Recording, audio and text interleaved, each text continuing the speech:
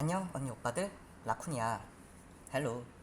나도 이제 구독자가 100명이 넘었으니 반말 한번 해도 되지? 얼굴이 다 까발려진 마당에 왜 이렇게 가면이냐고?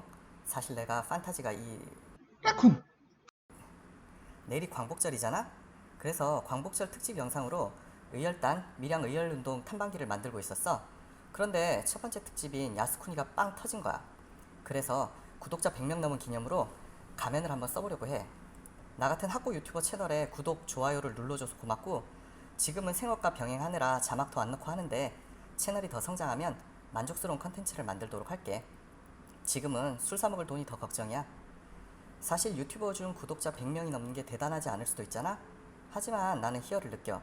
조회수로 보면 4,000입을 넘는 것도 있어. 4,000명이 모인 강당에서 스피치를 하는 그런 기쁨이야. 나는 중학교 때 학생회장을 했어. 중고생 700명 앞에서 졸업 축사를 해봤는데 앞에 서니 얼마나 심장이 두근두근 하더라고. 그때 딱 눈 감고 에라 모르겠다 하고 이야기를 했지. 지금은 어떠냐고? 먼저 이야기를 하고 보니 사람들이 모여있는 거야. 그래서 에라 모르겠다 하고 눈을 한 번 더 질끈 감아야 되는 그런 형국인 것 같아. 각설하고 오늘은 전자신분증에 대해서 이야기를 해볼게. 얼마 전에 뉴욕시에서 운전면허증을 전자운전면허증으로 만들겠다고 이야기를 한 거야. 쉽게 이야기하면 지금 쓰고 있는 삼성페이 같은 게 있잖아? 그것의 신분증이 그렇게 되는 거야.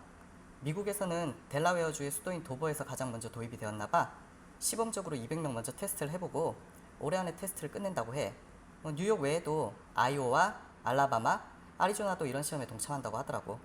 아이데미아라는 회사가 앱을 개발했는데 이 앱을 다운을 받고 전화번호를 넣어서 인증을 받고 면허증을 스캔한 다음에 얼굴을 찍으면 끝이야. 얼굴을 왜 찍냐고?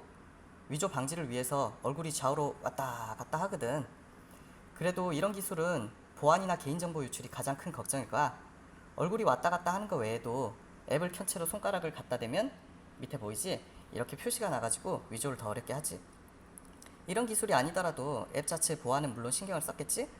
암호 기술에 있어서 복호화보다는 암호화가 훨씬 용이하지 않겠어? 2중, 3중으로 잠그고 거기에 대해서 신뢰성 있는 기관이 인증을 한다면 믿을 수 있다고 생각을 해. 개인정보 유출이나 이런 부분은 프로그램이 아니라 데이터베이스에 유출이 되는 경우가 많으니까 서버를 일단 IDC가 아니라 관에 두고 철저하게 관리한다면 또 위험을 줄일 수 있다고 생각을 해. 나는 이런 기술의 변화가 있다는 이야기를 듣고 모 자치단체에 제안을 해보려고 했어. 처음 들은 이야기가 관련 부분이 정비가 안 돼서 도입되기 힘들 거래. 뭐라고? 이게 무슨 말이야? 나는 관료사회 언어를 이해할 수 없어. 아이디어가 있으면 그게 도입되고 거기에 맞추어서 제도적으로 뒷받침해주면 되는 거 아니야? 이게 검증되지 않은 부분에 대해서는 죽어도 안 된다는 건가 봐. 다시 한번 이야기를 했어. 제로페이 같이 사기업이 잘 만들어 놓은 거 베껴다가 관이 쓰려고 하는 건 이상하다.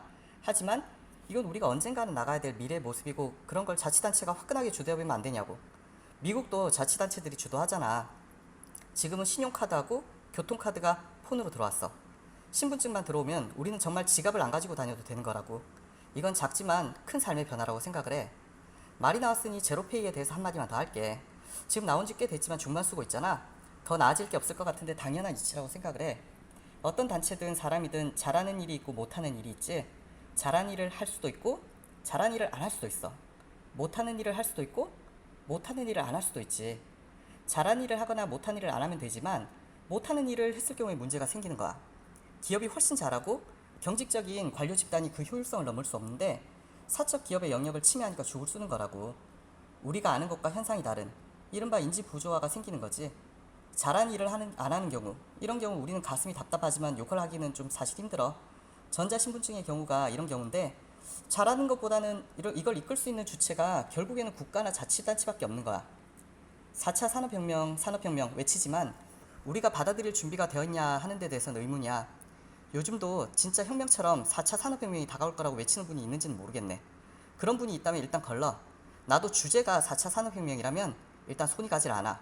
혁신을 모르는 자가 혁신의 네이밍을 하는 것 같은 기분이라서 그래서 일단 거르고 보는 편이야.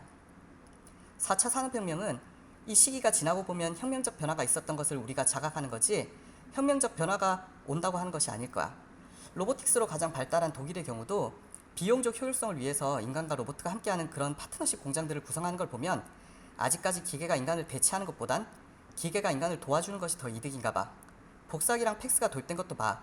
사무 자동화 기기에 선발을 찍은 얘네들이 도입되었을 때도 인간을 도와주는 방식으로 그렇게 시작된 거 아니야? 부디 이런 작은 변화로 우리 삶이 조금 더 일찍 편하게 만들어주는 그런 지자체가 있으면 좋겠다.